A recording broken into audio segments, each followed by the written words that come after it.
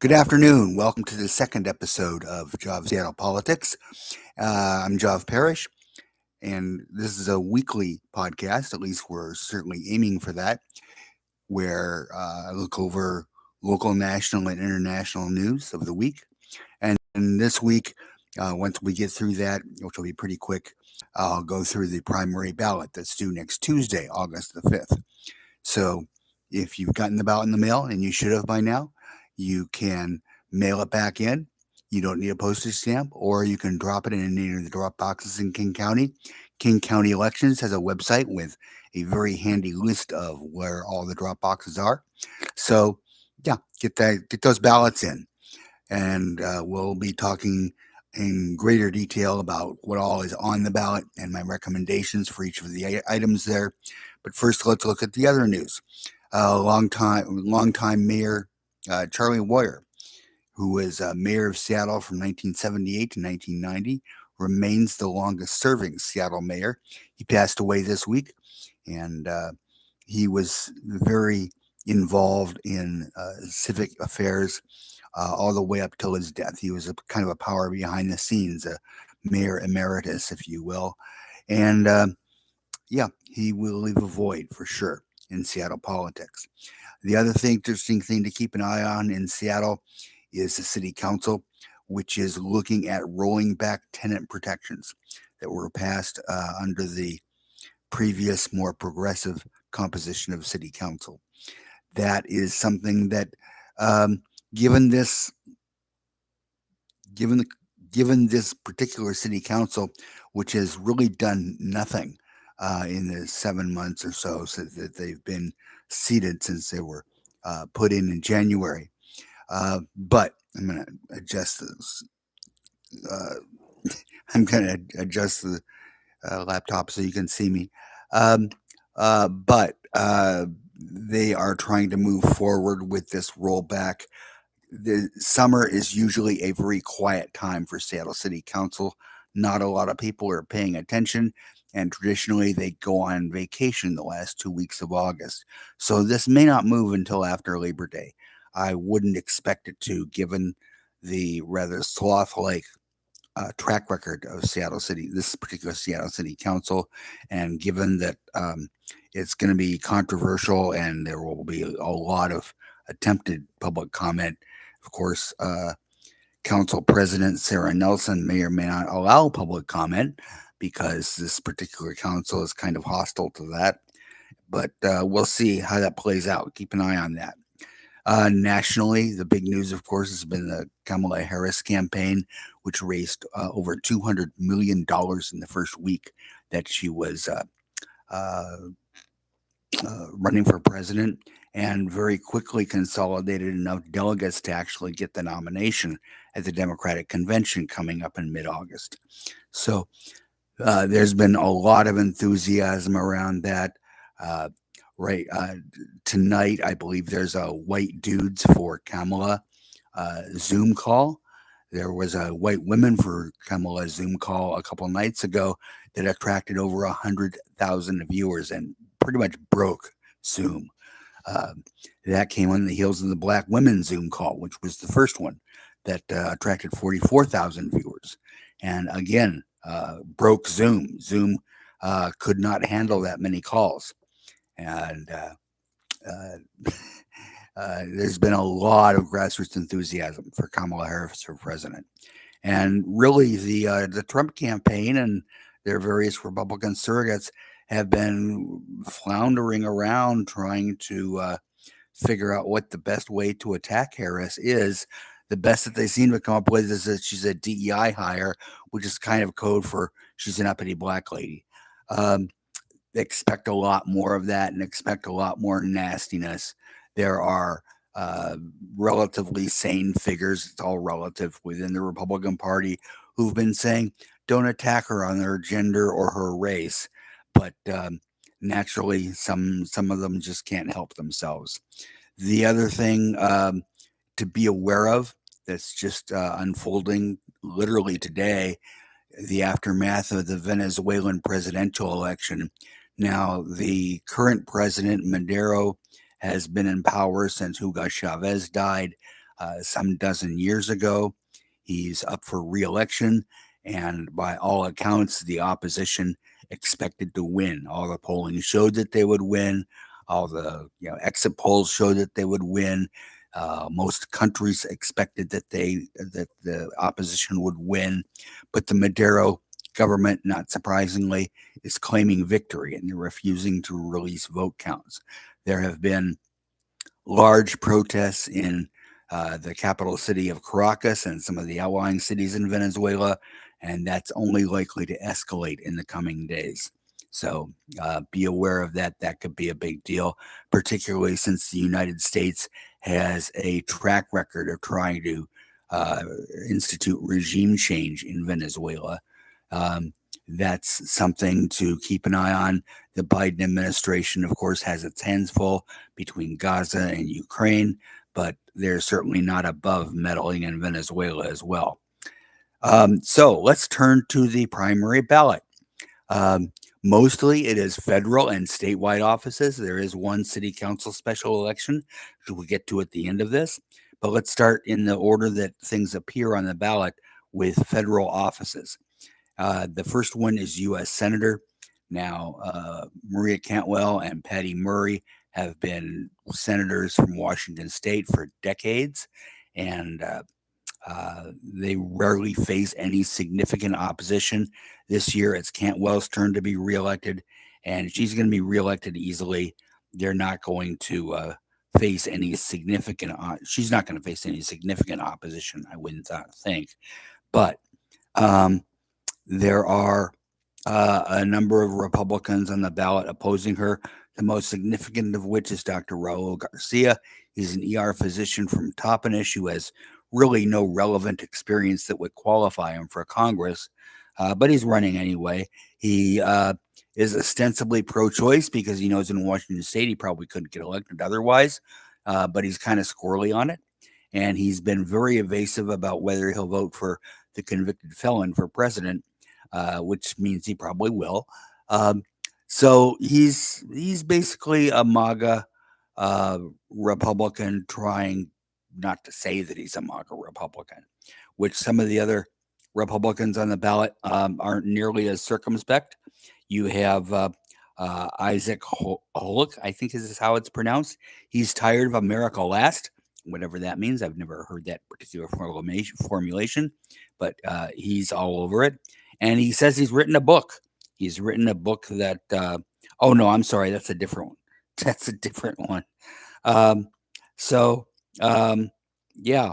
Um, oh, Good Space Guy is on the ballot this time for U.S. Senator. He's been on the ballot pretty much every year for at least the last 2 decades. His big thing is we need to colonize space. And every year he files a filing fee for some or another elected office so that he can, go to candidate forums if they'll invite him and make that case. He claimed to me once in person that he was a progressive and objected to my labeling him a fringe candidate, even though that's what he is. But now he's Republican somehow. So, yeah, he's on the ballot too. So, Maria Cantwell is going to win this very easily, both in the primary election and in the general. As a reminder, this is a top 2 election, meaning that the top 2 vote getters move on to the general election in November. It's a good time to vote for your ideological compatriot, even if they don't have a chance of making it past the primary, just to show them support. If you don't think that the incumbent is in any serious trouble, or to vote strategically to try and get somebody into the top 2 so that they can continue campaigning until November and make their case to the public until November. That's all well and good, but it's the primary is usually a little bit trickier to decide than the general because there's way more candidates and you don't necessarily know who all of them are. That's what I'm here for. For instance, for governor this year, there's 25 different candidates, which is ridiculous. But anyway, so for senator, you can vote for Maria Cantwell or you can just skip it because she's going to win easily anyway. So let's move on to the House of Representatives and the various districts in and around Seattle. The first one is District number 1. which goes from South Snohomish County through Northeast King County. It's a very oddly shaped district. But Susan Dilbenet has been the incumbent for the past 12 years. She's sort of a centrist Democrat who doesn't make waves. She came out of a tech fortune and spent some of her own money on a bunch of last minute TV ads to get elected easily some dozen years ago. She has not been seriously challenged since then, and she's not being seriously challenged this year, which is unfortunate because she could use a good challenge or at least an ideological challenge, but it's not happening. Um, anyway, Susan Delbene is opposed by 4 Republicans, 5 if you count Derek Chartrand, I think that's how it's pronounced, who says he prefers calm, rational GOP party. Aside from the redundancy of GOP party, which you see a lot on the ballot, um, the Republicans have been neither calm nor rational for at least a couple of decades. They're certainly not now. So I'm not really sure what he's referring to because that party doesn't exist. GOP, incidentally, is frequently used on the ballot to appeal to low information voters, many of whom don't actually realize that the GOP and the Republican Party are the same. And in Washington State, which is a very blue state, uh, you have the Republican Party is kind of a toxic brand. So people say GOP in the hopes that they don't realize that those are actually Republicans, which in this case means that you're voting for people to lead the party in Congress, for instance, as a majority or minority leader who are very, very loyal to Donald Trump and are going to be willing to rubber stamp whatever he wants, which is very frightening when you consider the prospect of a second Trump term. But I'll have plenty of time to talk about that between now and November. Anyway, that's District 1. You can vote for Susan Delbenet or you can um, just skip it. She's going to win easily anyway. Um, so let's move on to the next district, which is the most interesting one in the Seattle area. It's District number 6, which is basically Kitsap County and then the Olympic Peninsula. District 6 has not elected a Republican in 65 years, literally since 1960 something. Um, but they have an open seat now because Derek Kilmer, who's been there for the last dozen years, is retiring. So you have 3 major candidates in this race, 2 of whom are very good Democrats, and then you have the obligatory Republican. The 2 Democrats are Marion Franz, who for the last 8 years has been the Commissioner of Public Lands. She is a strong environmentalist, and she's basically been the first person in the history of the Commissioner of Public Lands to treat that not as an opportunity for clear cutting on behalf of timber companies, but as a chance to enact an environmental agenda. So she's been busy dealing with beetle infestations in the state forests, with wildfires, and with trying to mitigate the effects of climate change. She's done a very, very good job. She now wants to go to Congress. The other candidate in the race is Emily Randall, who uh, has been in Olympia for the last 6 years, representing Bremerton. She previously worked at Planned Parenthood, so obviously abortion rights is very near and dear to her heart. And she can be expected to enact that and win in Congress. They're both pretty similar on all the major issues. Um, but the main difference is in the nature of their um, uh, the nature of their experience. The Republican in the race is a guy named Drew McEwen. He's a state senator from the small town of Union in southwest Kitsap County, and he is pretty much a straight line Republican in terms of how he's voted in Olympia. Um, Either Franz or Randall would be excellent choices, and hopefully they will both make it till November. However, they are splitting the Democratic vote in a district that has enough Republicans that the Republican has a real risk of beating out one of the Democrats or both of them and getting to the November ballot. So my inclination would be to vote for Emily Randall, who is not as well known throughout the district. Franz has been elected to statewide office twice already, so she's well known in parts that she didn't previously represent. Um, but Emily isn't as well known outside Bremerton and that part of Kitsap County. So I would vote for Emily Randall because I think Franz is probably will get more votes than she does. And I don't want to see Randall finishing third and not making it to the general election. But that's going to be a very interesting one to watch and to see what the results are like next week. So um, let's move on. District 7 is very easy. That's the district that encompasses most of Seattle. Pramila Jayapal has been representing that district for the past 7 or 8, 6 or 8 years. I forget which. Uh, she is one of the most progressive members and one of the most effective progressive members in Congress. She has really resuscitated the Progressive Caucus in the House of Representatives under her leadership.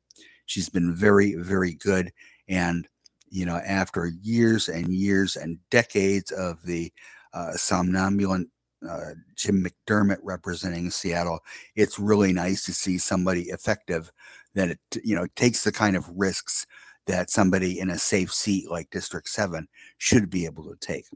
District 8 is not a safe seat. It is very purple. Right now, Dr. Kim Schreier represents it. She unseated Dave Reichert, who we'll talk about momentarily, about 6 years ago, and has been kind of a centrist Democrat ever since then. Now, District 8 used to be solidly Republican, then it became kind of purple, and it's becoming increasingly Democratic because all of the population growth is on the east side of King County. Uh, the other outlying areas of District 8, such as Chelan County and Kittitas County, are pretty rural, very conservative, but the demographics in Eastern King County are changing. It's a much more suburban district. There's a lot of immigrants that live over in places like, Crossroads and Redmond, and people commuting to and from the tech sector. So there's really no excuse for Kim Schreier to be as centrist as she is at this point. She can take a few more risks. Um, I think she's particularly answerable for her support for Israel's attacks on Gaza. She also voted to censure Democratic colleague Rashida Tlaib of for fairly accurate and moderate comments characterizing Israel's attacks on Gaza as a genocidal campaign, which it is.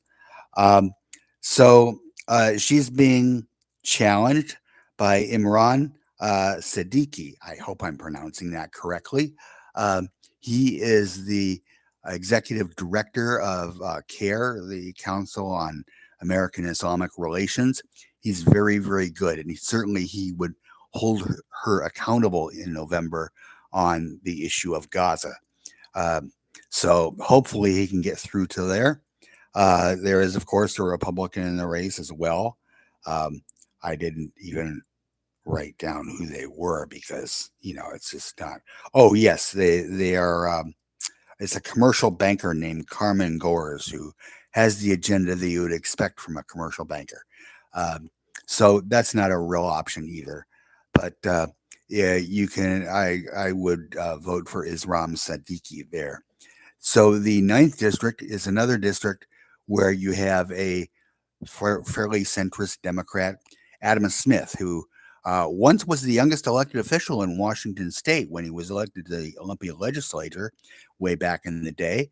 He was then elected to Congress 2 years later, and he's been there ever since. He has accrued enough seniority that he became the chair and is now the ranking minority member of the House Armed Services Committee, which is a very influential committee, but also very important when your district includes Fort Lewis and McChord Air Force Base, which they did when uh, That tells you how long Smith has been there. It was before those two bases were merged into JLBM McCord, Lewis McCord. Um, and of course, there's also a Boeing presence in that district. The district goes all the way basically from suburban Tacoma to South King County. Um, and again, the demographics have been shifting in District 9, where it's now a heavily immigrant area, and a lot of housing that has grown rapidly from people fleeing the high housing prices of the immediate Seattle area for places like Auburn and the Kent Valley. Um, that's all Adam Smith's territory. And he uh, generally has never met a war or a military appropriation that he didn't like. And it really isn't time for that anymore. He's really kind of stuck in a Cold War mentality of the United States has to police the world, where the Cold War has been over for a while now, for at least 35 years that I can tell. Um, but you would never know it from his votes. He again has been very supportive of the Gaza invasion, et cetera, et cetera. And he also has uh, a very good challenger, and her name is. Excuse me while I look this up because I'm having a brain fart. Um, yeah. Um, um, um, um, um, Oh, yes, Melissa Chaudhry. I knew I was going to get that wrong, so I figured I better look it up. Uh, she is a civil rights activist with a lot of concrete plans on her website. It looks a lot like Elizabeth Warren's website a couple of years ago when 2020, when Warren ran for president. Uh, Chaudhry, of course, has been very critical of Smith's foreign policy priorities, and um, yeah, she's much better, and hopefully she can get through to the general election as well. So I would vote for Melissa Chaudhry, spelled Chaudhry, rather than the incumbent Adam Smith. So those are the five immediate congressional seats, plus the uh, House, excuse me, plus the Senate seat that are up for reelection this time. They're all, except for District 6, they're all incumbents running for reelection. So, and they're all Democrats. We do not have any elected Republicans in the Seattle area, which I think speaks well to us. Anyway, that is does it for the federal offices. Let's move on to the statewide offices, of which there are a bunch that are on the ballot this time, starting with governor. Uh, Jay Inslee, after 3 terms, is not running for reelection, which means it will be an open seat, and 25 people are on the ballot, which is absurd. And you can't possibly know who all of them are. I did look all of them up. I would say 4 of them are credible candidates who have raised enough money and who have enough grassroots support that they have a chance of getting through the general election. Not to say that they will, but they have a chance. Only 2 of them can. The leading candidate at this point is the longtime Attorney General of the state of Washington, Bob Ferguson, who has, in my opinion, done a really, really good job as AG. He spent a lot of time suing large predatory corporations for deceptive practices and to try and protect consumers. He won a lot of those lawsuits against Comcast, against different phone companies. He's done a really, really good job. And of course, famously, he sued the Trump administration dozens and dozens of times and won a lot of those lawsuits and led attorneys general from a number of other states, Democratic attorneys general, I should specify, in those lawsuits. He's done a great job, and he's done a job representing Washington State very proudly. He now wants to be governor, and I think he would do a pretty good job. But there are 3 other major candidates. One of them is another Democrat, State Senator Mark Mullet, who is, by all accounts, much more moderate than or conservative than Ferguson is. Ferguson was in the legislature before he became AG, so there are voting records to compare. Mullet has a very good reputation in Olympia. He works well across the aisle. Um, he does not have the kind of grassroots support that Ferguson does, and I think it's pretty unlikely that he will get through to the general. But he's there. And then there are two Republicans. One of them is Dave Reichert, who we thought we got rid of when he was voted out of the 8th District congressional seat. He was in that seat for at least a dozen years. He spent a lot of time cheerleading for the Iraq War in the time of George W. Bush. He is pretty famously opposed to LGBTQ rights, which should disqualify him from holding any elected office, honestly. And before that, he was King County Sheriff, which was an appointed position back in that day. And um, then it was changed to an elected position. And I think he won re-election or reinstatement once. Um, Reichert is most famous for his taking credit for catching the Green River Killer. The only problem with that, he was on the Green River Task Force at King County Sheriff's Office for a couple of decades. And back in the day, before Gary Ridgway had killed very many women, he dismissed Ridgway as the prime suspect. And they didn't get back to him for a couple decades and a number of dead women. Um, but then he had the nerve to turn around and launch a political career by taking credit for catching Ridgway, which is staggeringly cynical. The other thing that's kind of cynical about Reichert's run for the governorship, well, a couple of things. Number one, he's already getting two pretty cushy pensions, one from the sheriff's office and another from Congress. So this will be a third from the state. He doesn't really need all those. And then he very noisily refused the endorsement of the state Republican Party because he didn't think they should be uh, so enthralled to Donald Trump. Now, he's been very praiseworthy, shall we say, of Trump in the past himself, but he refused their endorsement this time. So they turned around and endorsed somebody who would be full on MAGA. That's a guy named Semi Bird. Um, Now, aside from jokes about the man's name, which he can't necessarily help, um, he's a partial bird. What can I say? He's a guy from the east side who has no real um, uh, history in elected office, and He wants to run the state. Um, the state of Washington is a huge bureaucracy. You have to have at least some level of executive experience running something other than your local precinct committee or Rotary Club or whatever in order to uh, be credibly qualified to become governor of the state of Washington. It's the 14th most populous state in the country. It's not amateur hour.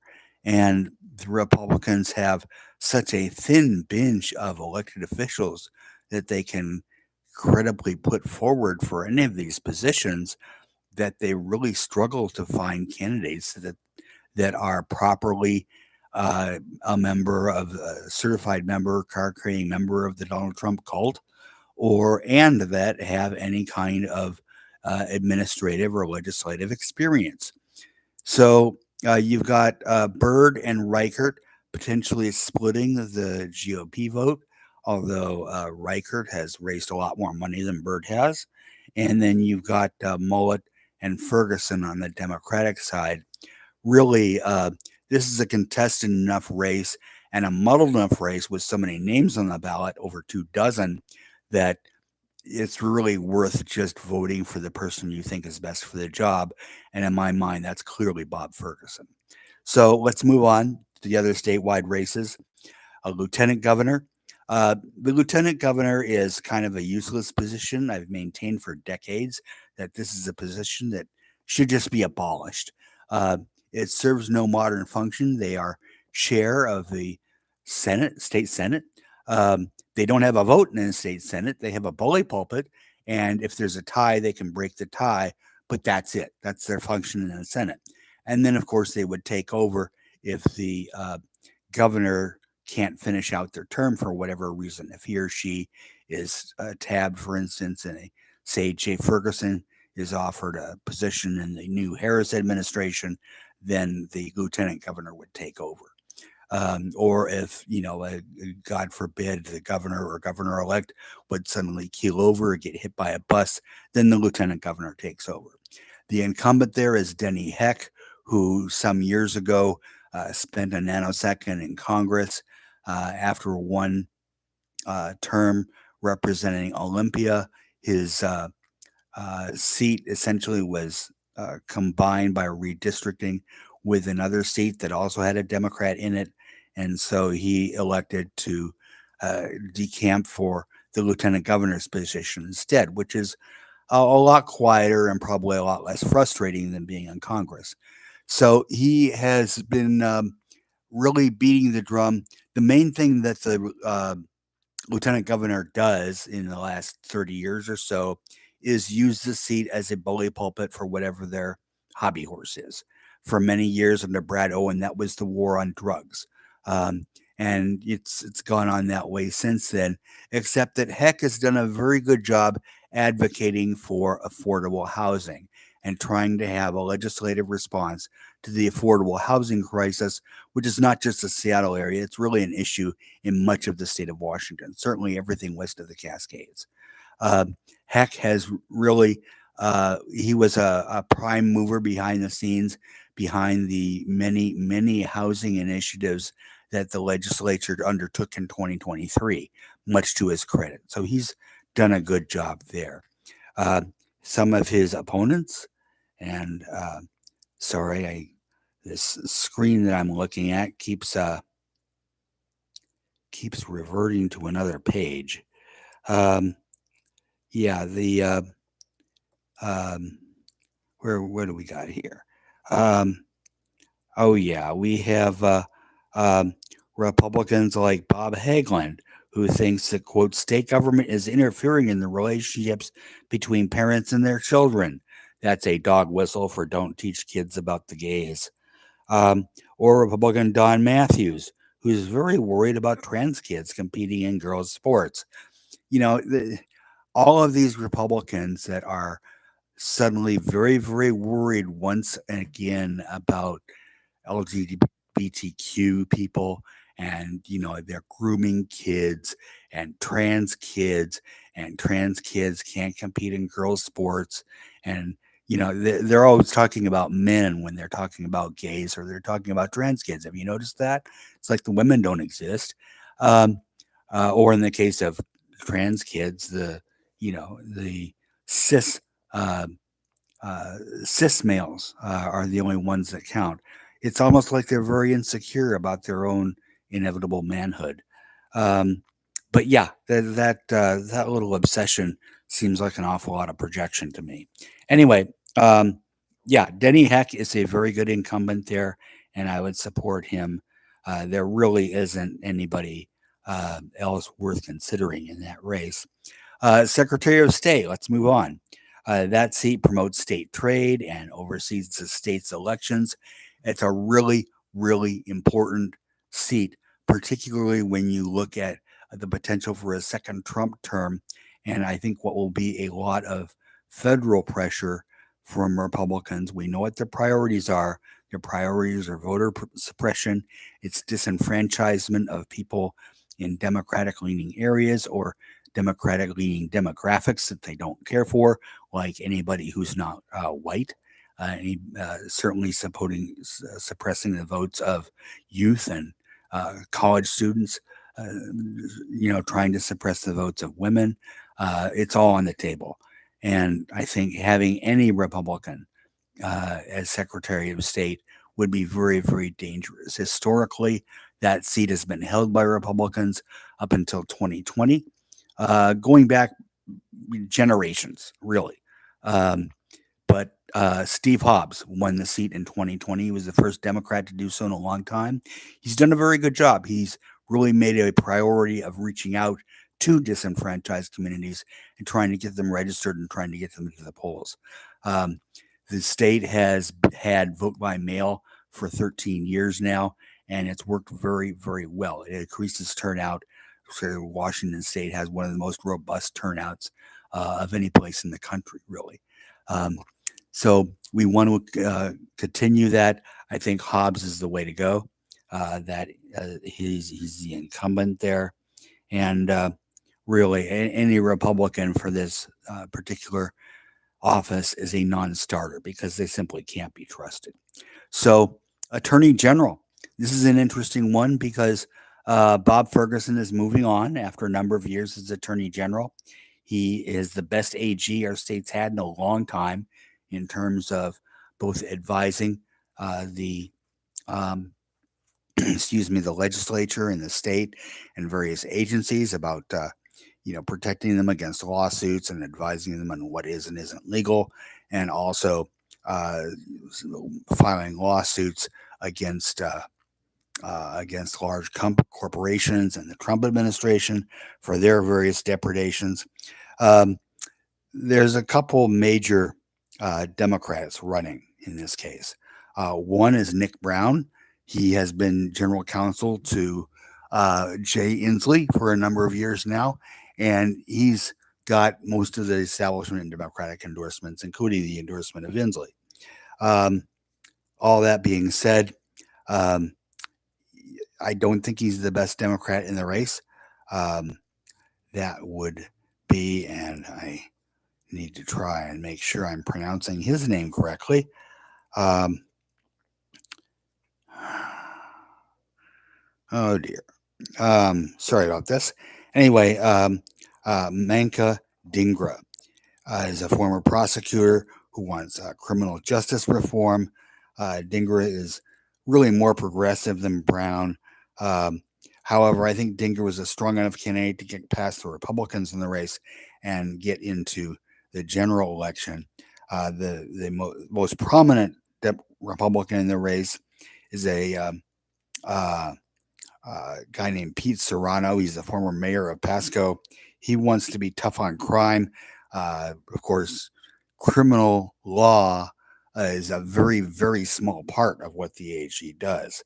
But, tough on crime sounds like good focus for voters who don't necessarily know what the AG does. So, yeah, I would vote for Manga Dhingra. Uh, Last name is spelled Dhingra. So, Superintendent of Public Lands, as I mentioned earlier, Marianne Franz is running on. She's running for Congress in the 6th District. She set the standard for this post by really emphasizing environmental considerations over timber industry considerations. This is no longer about clear cutting. As this historically has been what the Superintendent for Public Lands does in terms of managing the state's forests. They clear cut, and then the proceeds go to state education.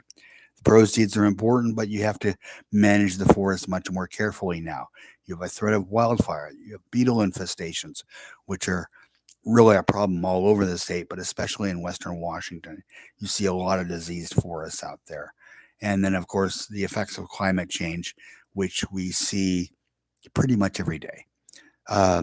So, there are two major candidates in this race. One, full disclosure, is a personal acquaintance, Dave Upthegrove, who has been on King County Council for the last dozen years, was in Olympia before that, in the legislature. Um, Upthegrove wants to continue and expand that environmental focus, and he has a very strong environmental record on King County Council, so, representing South King County. So, yeah, he's a very strong possible vote. Uh, the other major candidate is Jaime Herrera Butler. She was in Congress representing Southwest Washington until she had the nerve to vote for Trump's impeachment in the first impeachment trial. That was enough to make her a target of MAGA Republicans, and she was primaried out of her seat in 2022. So, she's been out of a job since then, and she wants to become Commissioner for Public Lands. But she is a Republican, and she is Even if she is relatively moderate Republican, she's still much more likely to give a strong emphasis to what Weyerhaeuser wants and less about things like climate change, because she's gotten burned by trying to talk about climate change before, in all likelihood, in her party. Um, I think Dave Up the Grove is a much stronger candidate. And as a bonus, Up the Grove, if he is elected, would become the first statewide office holder in Washington state's history to be openly gay. So let's hear it for gay folks. Um, so that's the Commissioner for Public Lands. The the Superintendent for Public Instruction. That's another office in which the Republican Party really shouldn't be trusted, because the Christian nationalists who want to run the Republican Party and thus your lives also really are hostile to public education in general. They would much rather homeschool their kids and or make sure that the public schools are you know teaching good biblically based science, whatever that means to them, and have the Ten Commandments in every classroom, whatever. They can't be trusted with something like, and also, of course, the Republican Party is reflexively anti-union, which usually means complaining about teachers' unions, which is strange because one of the biggest problems with the state schools is that they don't get adequately funded by the state legislature, even though the state constitution says that funding K through 12 education is the paramount duty of the legislature. And you may remember a few years ago, the state got sued over this and had to settle the lawsuit and promise to fund education adequately, and they haven't done so since then. Teachers are still underpaid. Classrooms are still falling apart all over the state, particularly in the rural areas that are represented by Republicans, ironically enough. And then, yeah, the funding issue is the single biggest problem facing our state schools. Um, you can talk all you want about, testing or math standards or whatever, um, or I don't know, racial disparities in testing, et cetera, and all that is true. But really, the bottom line is we fund schools and school districts based on property tax value uh, in the in the particular areas, which means that you know uh, schools in rich areas that have high property tax values and have a lot of parent involvement in PTSAs and can raise a lot of money that way because they have disposable income to donate. Um, those schools do very well. And the schools in poorer areas, like the south part of the city of Seattle, don't do as well and have a lot more problems. And because they're not maintained as well, the teachers aren't paid as well, et cetera, et cetera. That's really the fundamental problem with our schools. And, there's really no sugarcoating that. Now, the incumbent in this race is a guy named Steve Rakedahl, who has done a pretty good job. He's a former teachers union guy. Um, he has done, and a former teacher. He has done a pretty good job of trying to advocate in Olympia, even though he's had limited success so far for adequate funding for K through 12 education. And he has done a good job. The biggest opposition for him this time around is oh wait, it's sorry, scrolled off again. His main opponent is a guy named um, uh, Reed Saras. He's an education nonprofit CEO, which already has a red flag in my mind because the education industrial complex is a very profitable middleman in publicly funded education because they're going where the money is. Um, anyway, Saras has a lot to say about the problems facing public education, but he somehow never mentions the fundamental problem of funding. Um, So I would vote for the incumbent Chris Rakedall there. Um, and this is ostensibly a nonpartisan position, but you can pretty much look at the voters' pamphlet statements and figure out who the Republicans are. And that's all I'll say about that. Now, insurance commissioner. This is another seat. Mike Kriegler has held the position for a number of years. He's done a great job of what this office does best, which is regulate health insurance companies, prevent predatory pricing, and hold their feet to the fire and sue them on behalf of consumers or negotiate prices on behalf of consumers. Kriegler has done a pretty good job of that. However, last year it came to light that he's also kind of a creep. He's racist and misogynist. A bunch of internal emails came to light. A bunch of people left his office. It's ugly. So he is not running for reelection. And honestly, good riddance, because who needs somebody like that running a state office, even if they're effective doing it? And, I hate to say that about somebody who did a good job and was holding the Republicans and the insurance industry stooges at bay for a number of years, but that was Kriegler's MO. So he's gone, and a number of people are vying to replace him. Um, he um, let's see. The main Republican in the race is a guy named Senator Phil Fortunato. He is relatively moderate. He's been in Olympia for a number of years, has a reasonable reputation, is not an insurance industry lackey, as so many of the Republicans who've run for this seat in past years have been. But he's still, a Republican and is inclined to not regulate big business. And let's face it, health insurance companies are huge business and hugely profitable. Um, so, just rolled off again. I'm sorry, this is very frustrating. Um, so we had Phil Fortunato, who's running as a Republican, and then the Democrats in the race include, drum roll please, um, uh, Patty Kuderer. She's a Democrat.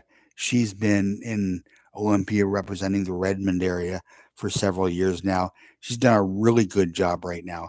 And she's an advocate for single payer, which, if you know anything about single payer, the premise of it is that the government is the single one stop place for paying all of your medical bills.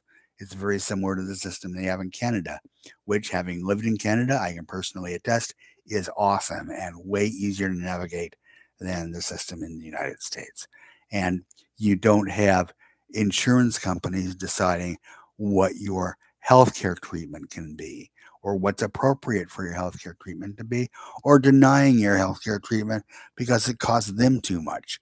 Um, and having, I'm disabled. I've been very public for this for a number of years. I've had transplants. I've had, a lot of surgeries, and I've had insurance companies for the past 30 some years basically trying to kill me because it'd be more profitable if I were dead. So I have no love lost for these people. And the interactions that I've had with the insurance commissioner's office in the past have been very helpful. They've helped resolve problems. They've helped look stuff up for me. They're great advocates, and if you call them with a problem, they will work on it. They will resolve it. It's a kick-ass agency, and it needs somebody like Patty Kuderer, Kuderer, running it. She would do a great job. So that's my vote there. We have one. Um, Oh, I'm sorry. Let's go to the House of Representatives first, because there are legislative races in and around the Seattle area. There really aren't any competitive state Senate races this year, and a lot of the House races are not competitive either. Really, the entire delegation from the Seattle area tends to be pretty quiet, um, because they're all Democrats and they all have pretty safe seats.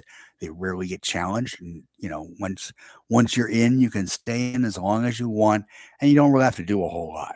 Um, of course, this is another long-term bugaboo that I've complained about for at least the 30 years I've been doing these election recommendations.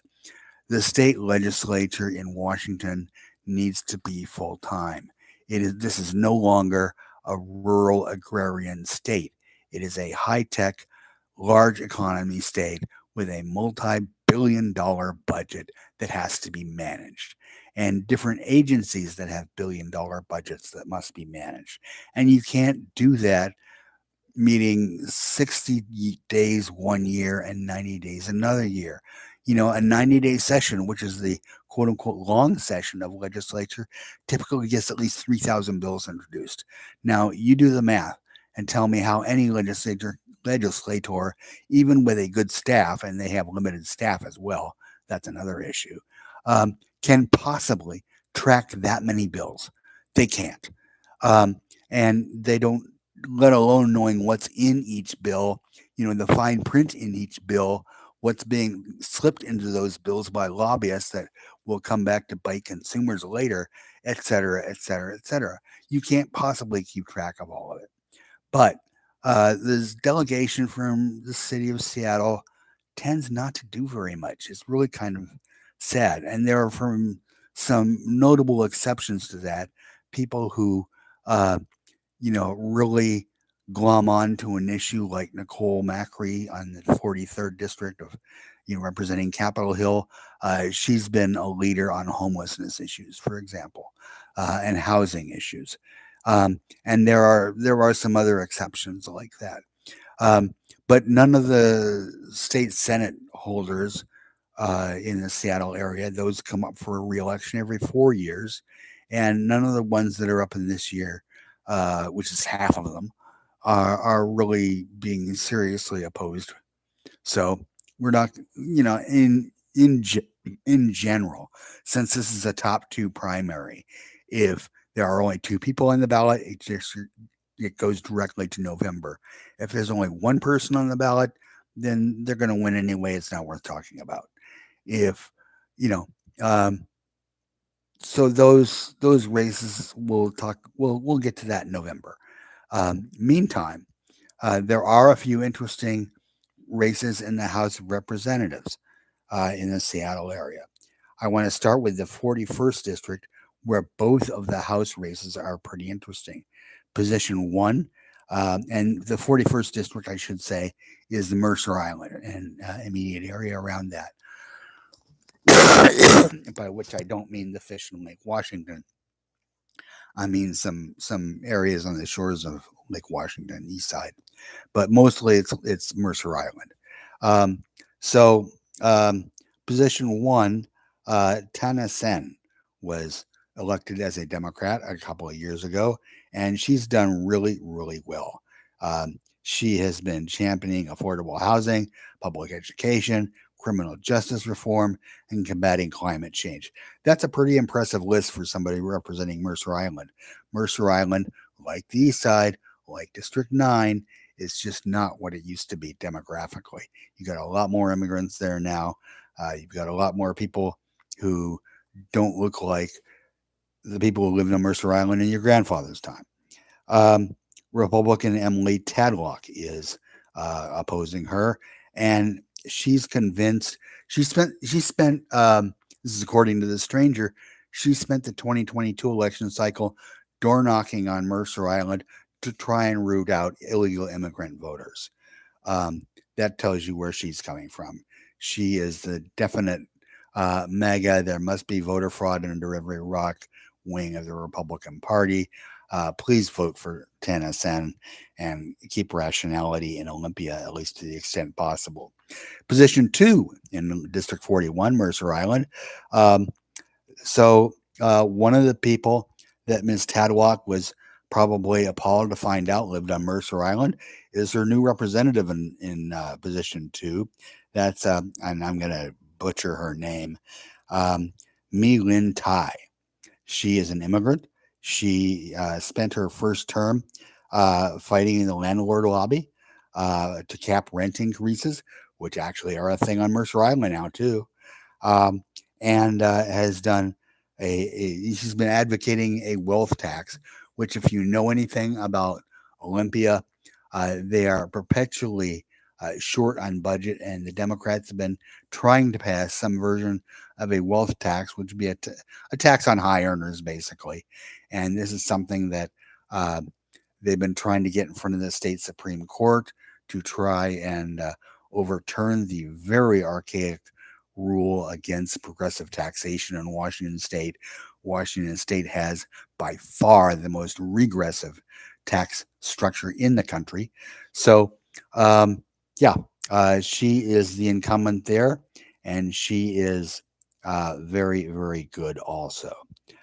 She is being opposed this time. Excuse me, I scrolled off the page once again. My goodness. Uh, where did it go? There it is. Um, she is being opposed. Um, she has a couple of Republican opponents in there, and they're both basically pining for the good old days when Mercer Island was not connected by light rail, which it will be next year.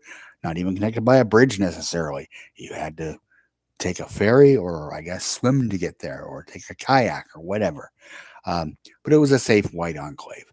And that's what the Republicans in Mercer Island want.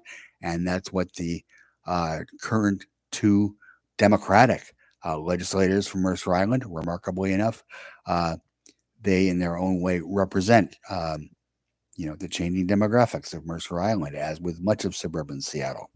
So let's move to District 43, where Frank Chop, who was the majority leader of the House of Representatives for many, many years, stepped down from that role a couple of years ago. And this year he is actually retiring. He is, he has for many years, even though he touts his activist youth, for many years since he's been Olympia, he's really been a force of moderation in the Democratic Party. And he really has been one of the most conservative Democrats in Olympia, which is striking because he represents probably the most left leaning district in the entire state. District 43 covers Capitol Hill, the U District, Wallingford, parts North Capitol Hill, I should say, U District and Wallingford, those areas, East Lake.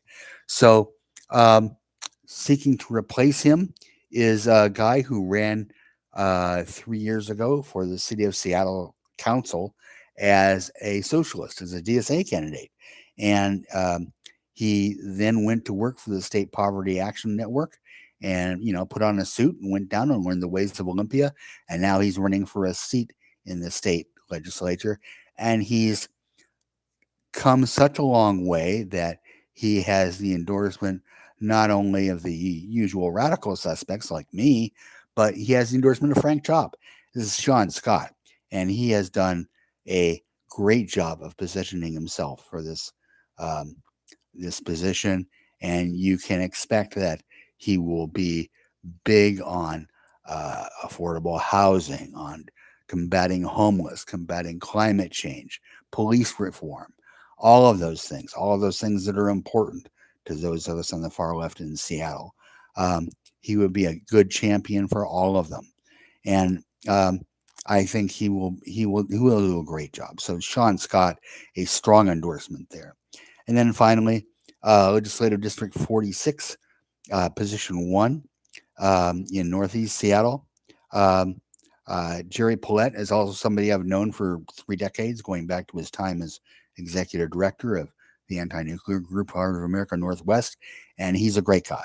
And he has really been focusing on affordable housing, on uh, obviously climate change issues, um, environmental issues, which Heart of America is also heavily involved in. Um, and he's being opposed by a couple of different Republicans. No, don't vote for him. Vote for Jerry Paulette in Northeast Seattle. This is District 46. Finally, the state Supreme Court, Position 2, has an open seat. Um, Sal Manglia is focused on expanding access to the state healthcare system. And then Federal Way Municipal Judge Dave Larson has been speaking with different Republican constituent groups. So it kind of tells you where he's coming from. the state Supreme Court is very likely to be citing the progressive income tax issue, as I mentioned earlier, in the coming term. So, or the coming year or two. So it's important to have somebody good in this seat. So Sal Mungia, Mungia, is my choice there. And then last but not least, and I'm going to wrap this up because we're getting close to 1 hour here. Seattle City Council, position 8. That's the at-large citywide position. That so District 2, which is Southeast Seattle, Tammy Morales, who was one of the lone remaining progressives on City Council after they all got swept aside by Amazon money in the last City Council round last year. She narrowly kept her seat against a challenge from an ID businesswoman named Tanya Wu. So when Teresa Mosqueda decided to resign her at-large seat, our new conservative majority on city council turned around and they appointed Wu to that seat. So this is a special election to give Wu the seat permanently. Now, Wu has several pretty good opponents, any one of which will be better than she is.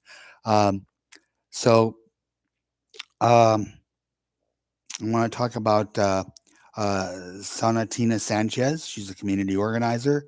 Tariq Youssef, who is a stranger called the Robin Hood of Tech Bros, which on its own, that's a great name.